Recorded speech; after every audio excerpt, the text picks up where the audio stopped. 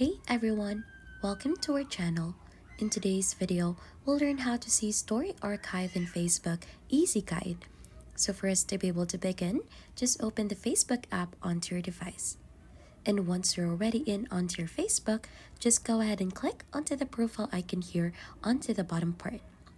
Once you're already onto your profile, click onto your profile again here with your name and your profile picture. Right after that, click under the three dots here onto the right, and then there should be able to find in the archive. Click on archive, and there you should be able to find in story archive.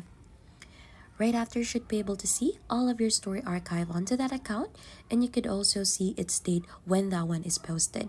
So if you click onto one, you should be able to go ahead and see the viewers. You could share it back again or click onto the three dots to save the story or delete the story. And that is how easy you could see the story archive in Facebook Easy Guide.